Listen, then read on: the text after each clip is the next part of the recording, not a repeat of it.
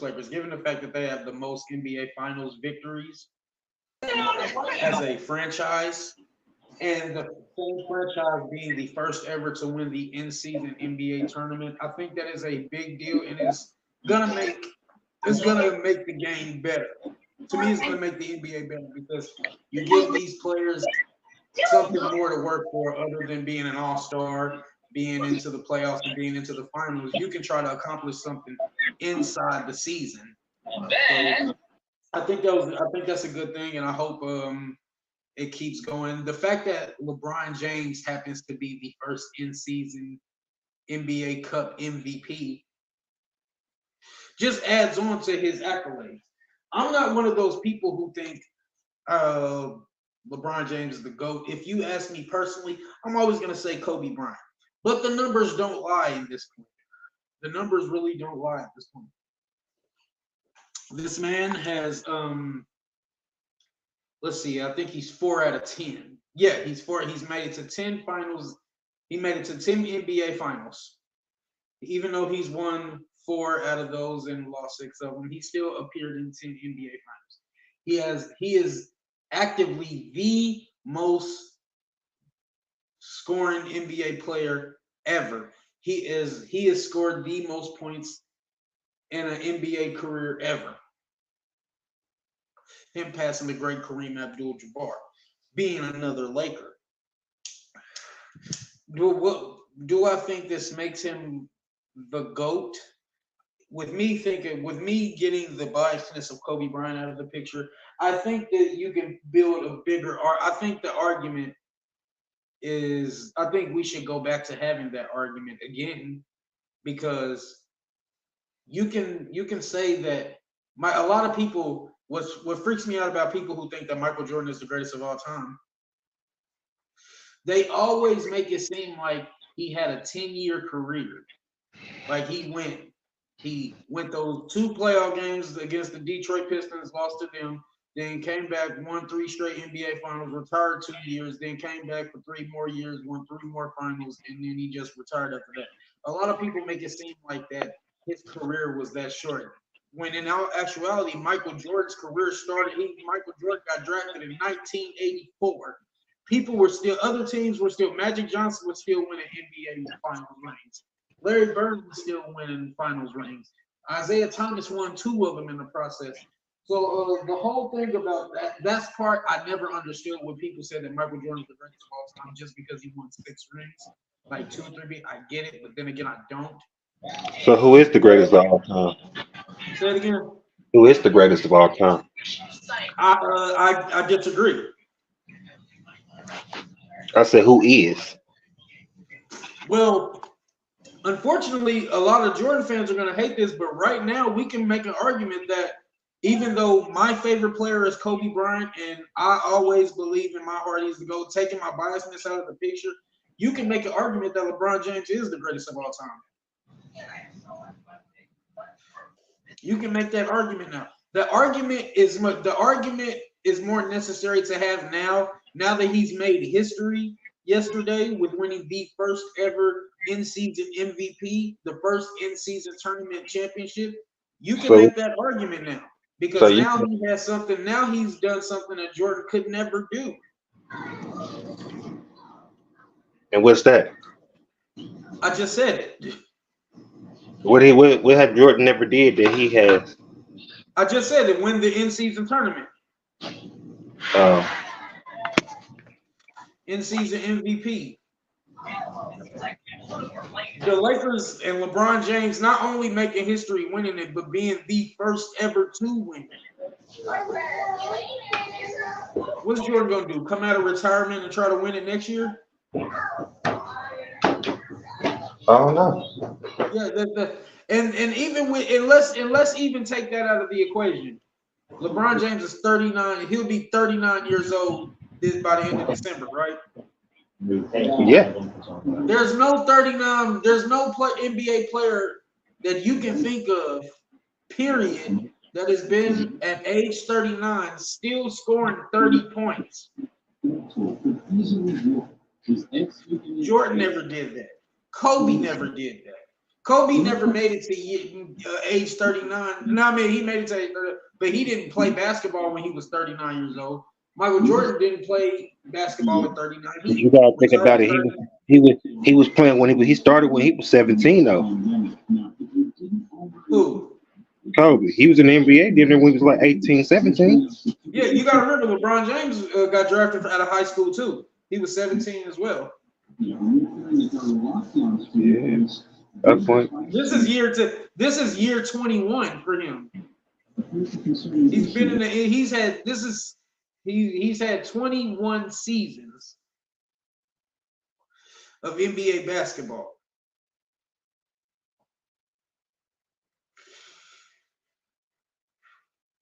But but like I said, I wanted to say shouts out to my Lakers for doing their thing. You know what I'm saying? Shouts out to them for making history. Not only do they have the most NBA Finals championships, but they have the very first ever NBA in-season tournament cup. Can't go wrong with that. Transitioning to my next topic. And this topic should be, you know what I'm saying, something just in case you didn't watch it. The same night that the Lakers were making history, winning the first in-season championship, Devin Haney was fighting Regis. I forgot how to pronounce his last name. Now this fight was very interesting because when I was going in, I was pretty sure that with this being Devin Haney's first fight at 140, that he would have needed a tune-up fight instead of him just going straight in for the championship.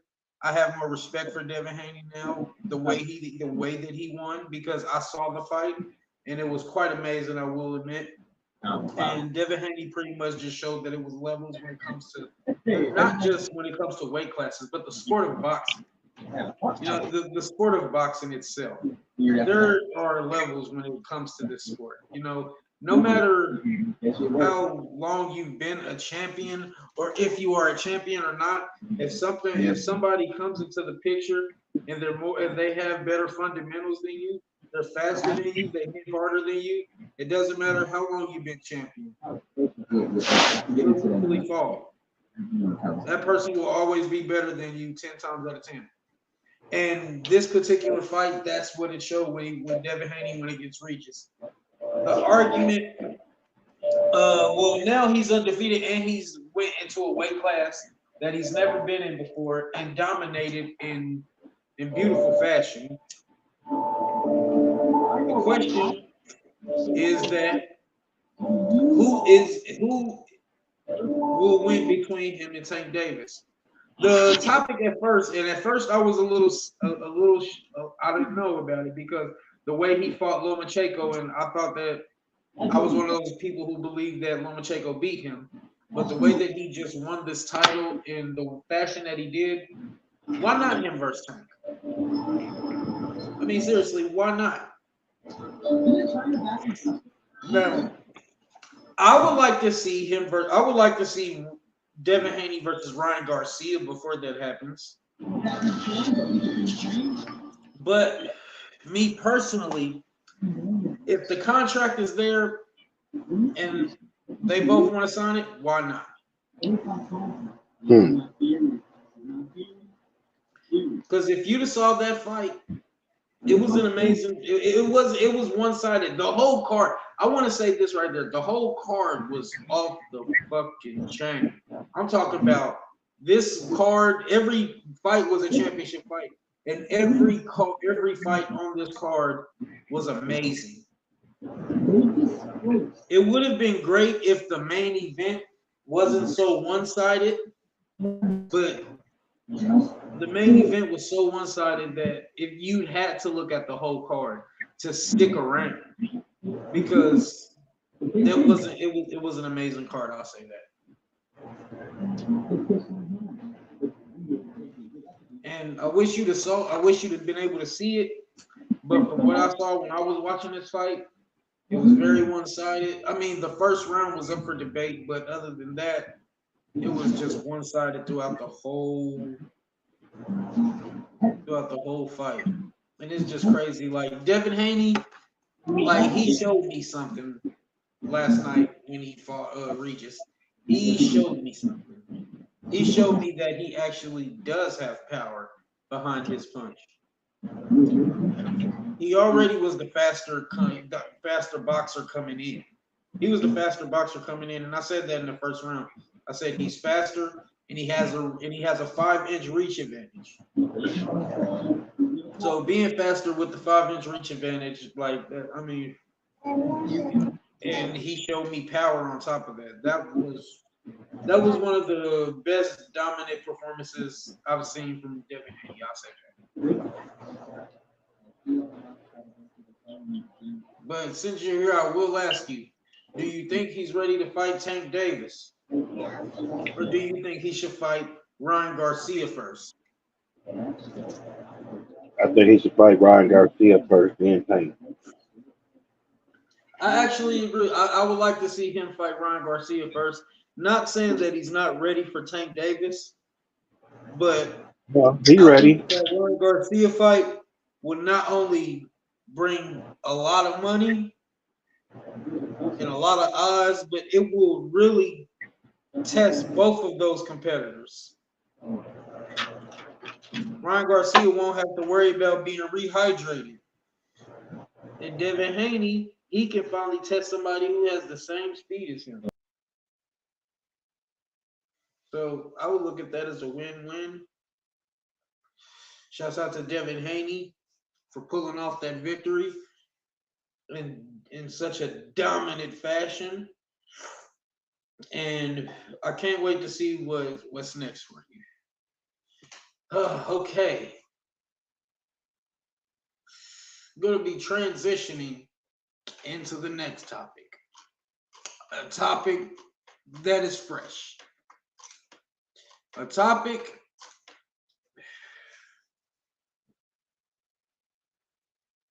please excuse me while I get myself together, while I discuss what happened a few hours ago. Please excuse me while I get myself together with the events that took place a few hours ago.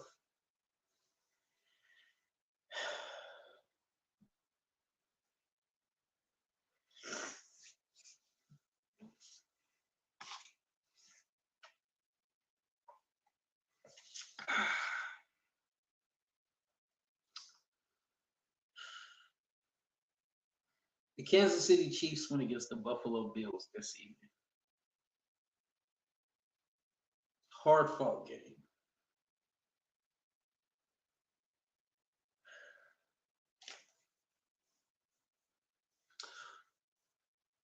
Buffalo Bills end up winning it 17-14, I believe. Or was it 20-17? Oh, I think it was 20-17.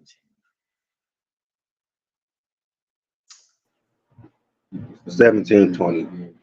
17-20, yeah. Patrick Mahomes throws a pass to Travis Kelce. He tosses it over to Kadarius Toney, and he runs it in for a touchdown. Flag on the play because they said his foot was on the line. They took that touchdown back. Took away 5 yards in the process. Now, if everyone was watching the game, they know that they went down for it on 4th down.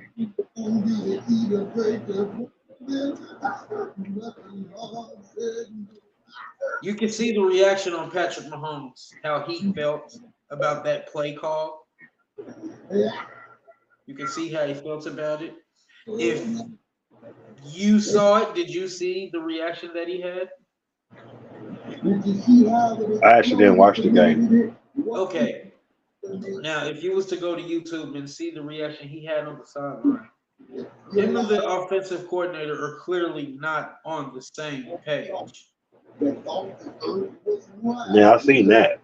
Patrick Mahomes did not want that play to be called. He wanted to do something else.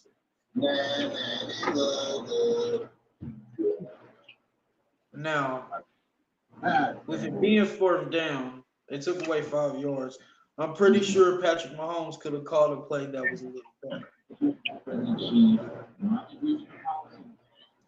Maybe I'm wrong, maybe I'm right. Probably.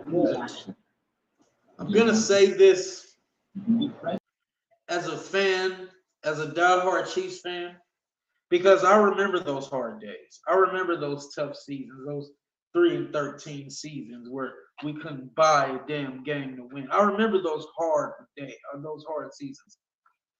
So I say this with all love towards the Chiefs, and maybe we've been spoiled by Patrick Mahomes' greatness so much over the past few years that we forgot how hard it was to even get to the playoffs at one point. I mean, before we had Patrick Mahomes, we had Alex Smith. Alex Smith was getting us to the playoffs. But can anybody remember who we had before Alex Smith? Sometimes I don't want to remember, but yeah, we're going to keep that between us. We know who we're talking about.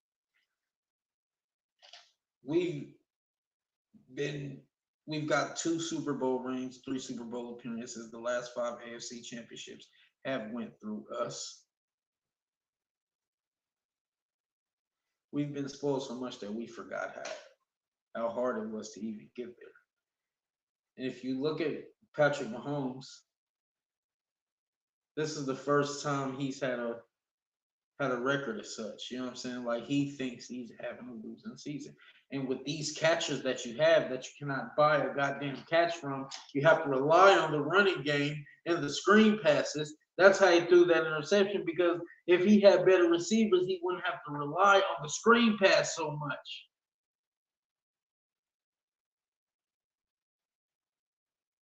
It's crazy.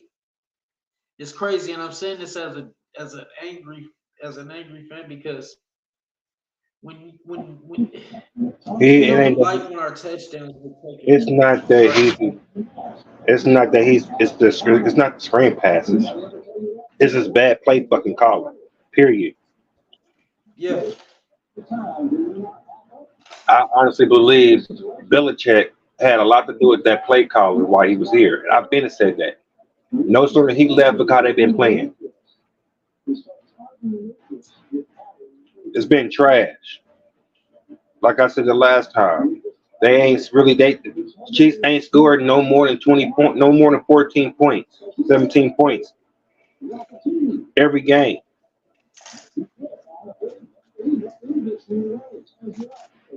The Chiefs are used to scoring 30 points a game. That's the only way you can beat the Chiefs. You score 30 points a game. And if you look at it, people's been scoring. This game was different.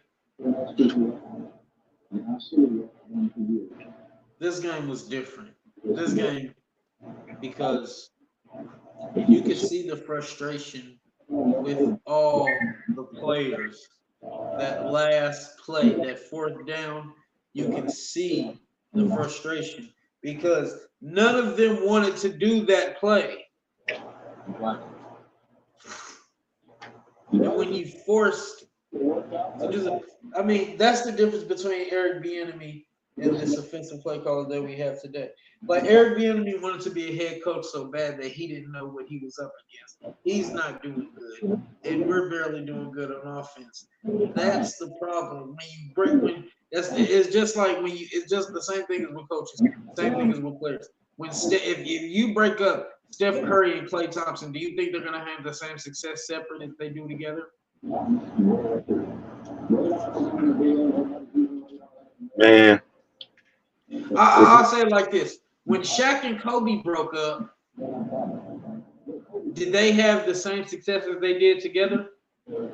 No. No, they did not. Do you think it was better than the success that they had together? Yes. They both had their own championships away from each other. But do you think that those championships that they had were better than the ones that they had together? No, No, because so when you split something up so great, it's never going to be as good, or it's never going to be as good or better than when it was together. Those separate entities. When you separate Bill Belichick from Andy Reid, yeah, we got a Super Bowl ring without Tyreek Hill and without Eric Bieniemy, but at the same time, is it the same success? Is it the same dominant success as it was before? No, it's not. And I always said, once you split something up that's so dominant, it's never going to be the same. It's never going to be able to get better in the process. see, you can split that. See, when you actually don't need Tyreek, but what hurt us is letting Chinchaz go to New England. The Philadelphia experiment left the crew of the USS. That's what hurt. So again, it ain't just it's this bad play calling. That and he don't have nobody to throw it to. Actually you didn't let that happen. You let two number one receivers walk. During the first test, Literally just walk right out the door. That's like you having a business and one of your best employees, you just been giving him raise after raise after raise, and you want him to come up and be a manager. But after a while, he's starting to miss work because he's coming in drunk and shit and the whole 9 yards. You got to fire him. Or let's put it like this. Your best employee coming in here, you want him to go to management position, but you ain't paying him enough to do that. Yeah. So he like, fuck you. Yeah. And usually, and like I say, none of them ever works out the same way. It just doesn't work out the same way as when it was together. And what I want to say on that note is that I really hope that we make a turnaround. A lot of people say that, oh, that's okay. We're still gonna make it to the playoffs, and that's when we're gonna whoop ass and shit. I like to think that. I like to think that. But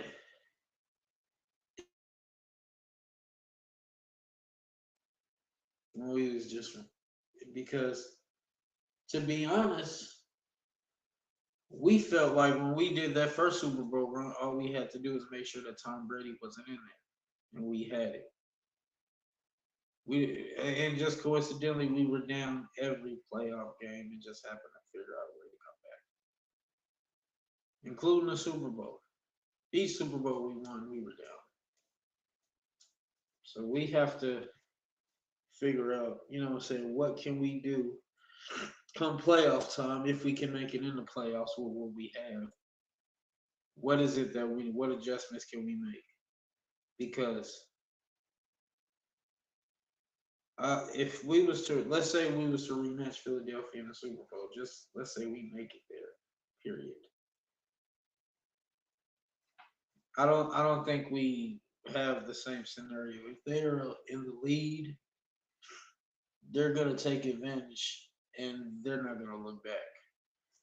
Let's say that it's not the Eagles. Let's say it's the San Francisco 49ers, which I would like to see. I would like to see the 49ers and the Chiefs rematch. They go up by 10 with that nigga Christian McCaffrey running his ass up. No, ain't no way. Chris Jones is gonna have to stay on the grind when it comes to that because they're gonna keep giving it to Christian. He's gonna act a fool. Once y'all start listening to, they're just gonna toss to Debo Samuels in this right play. We're gonna have to figure something out. That's all I can say. You know what I'm saying? This weekend wrap up. And I wanted because this wasn't gonna be one of those long shows or anything. Like usually it's a recap, you know what I'm saying? That's what this weekend is. And I wanted to just talk about something that kind of, come to me throughout this weekend. So what day was it? It was Friday, I believe. Yeah, it was Friday. And I was called in to unlock the store door. It was around 8 in the morning and shit.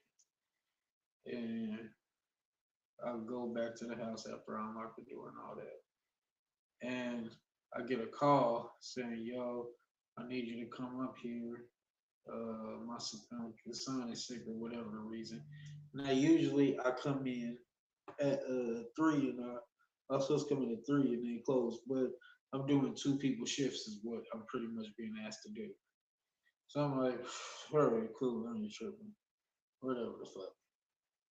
So I go in, you know what I'm saying? Like, I got it in my mind, like, yo, this is crazy.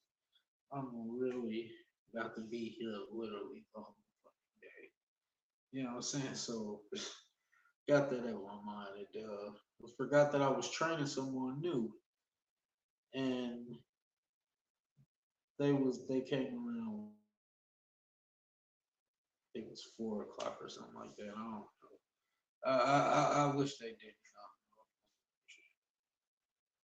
So I'm training her how to do shit, you know what I'm saying, how to work the register, you know what I'm saying? Doing cool and everything. And out of nowhere, you know what I'm saying, some bitches come in, I guess her ops or whatever. You know what I'm saying? So I know these. I don't know them, but I be seeing them and stuff like, and they gotta be. I don't know how they are, but they gotta be. Um, But so make a long story short, they end up trying to jump this chick. I'm trying to break it up. There's a whole bunch of niggas in the store and shit. They just looking at me and shit. I'm like, yo, like, let me break this shit up. And they just looking at shit. I'm like, what the fuck? They had dropped some wine, some busted wine all over for sliding all over the place trying to break them up. One of the homies, shouts out to my nigga, he came in and helped me break it up and shit. Shit was just fucking crazy. You know what I'm saying? And I say that to say this, like, I looked at the clock and it was what? It was Friday. Uh, Friday. It was late as fuck. You know what I'm saying? Like, it was late as fuck. Like it was almost time for me to close. And I'm just thinking to myself, like, what are y'all doing? What are y'all doing?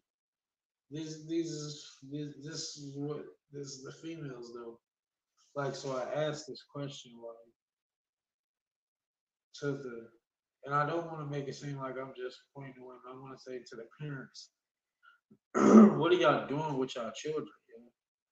Like, I always want to know, what are y'all doing with y'all children for y'all children to end up so so disrespectful, so opposite of what a man will want. You know what I'm saying? A lot of women think that you just gotta look good and know how to like how to fuck good or something mean dick. Like, no, that's actually not how it works. Like, that is not you being marriage material. And that's what the mothers especially, but the parents need to be teaching their daughters is how to be marriage material, because once you get a lot of, and because a lot of women just mainly go out when they get older, they have hot girl summer, and they wait till, and what's crazy is in the process they might have a child, and they wait till they're like, I guess in their 30s, and they think after that I had all this fun that they can just pick a man out of a tree who's been working his ass off throughout that whole process and take care of you and your child that you had out of wedlock.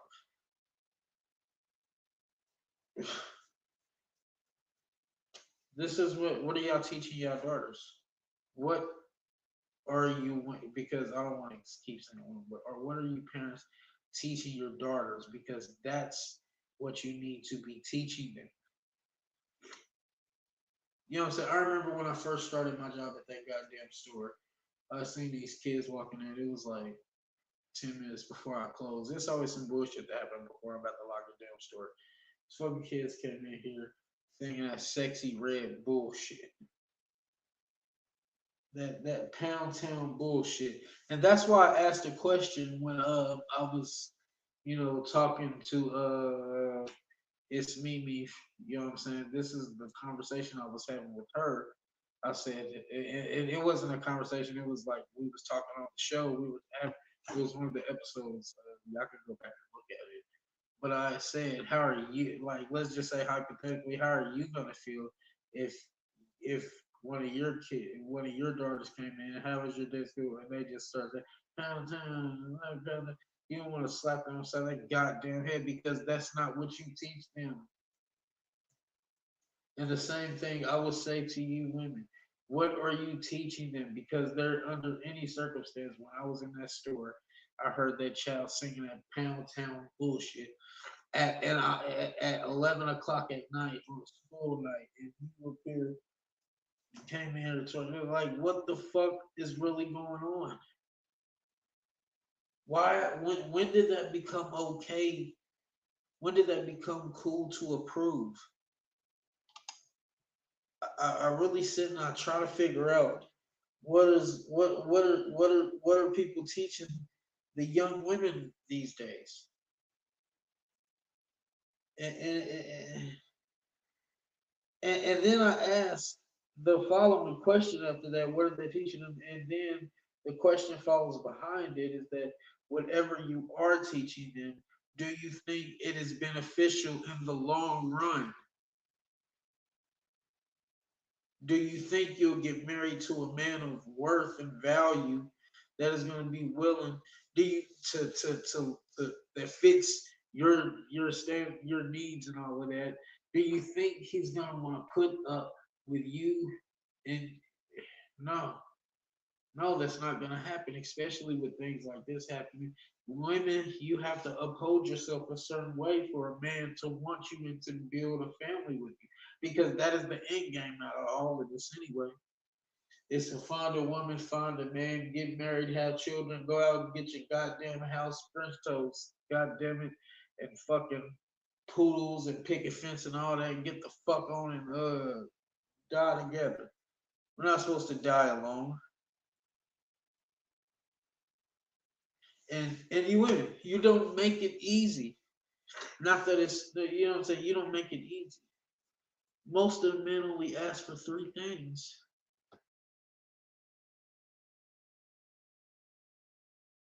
And here's the thing. Most of you women think that's a problem. I, I, I don't understand it. Maybe one day y'all will help me figure it out one day. Because I'm really not getting it.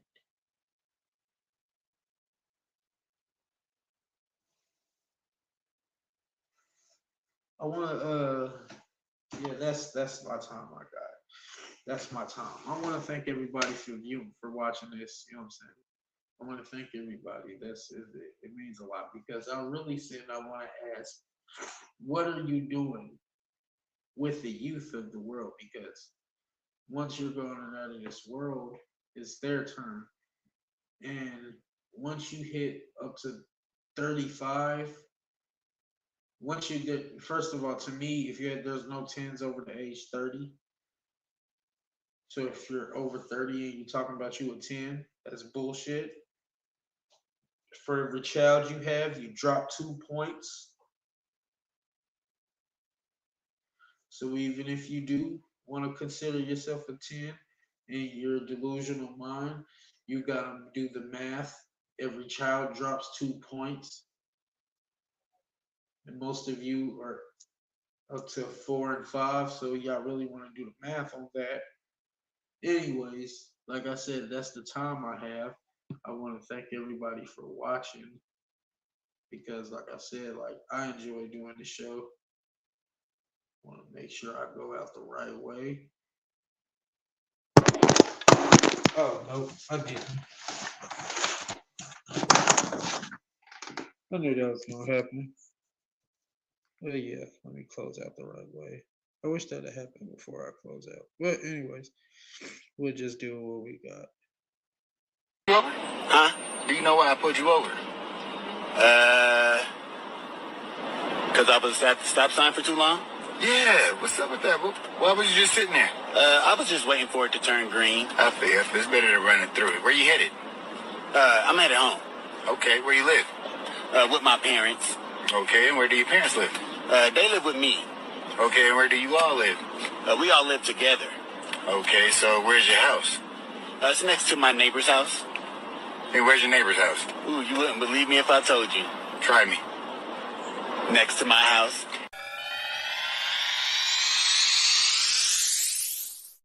I'm just too damn pretty. Right. I know your man agree with me. Right. The world will be fucked.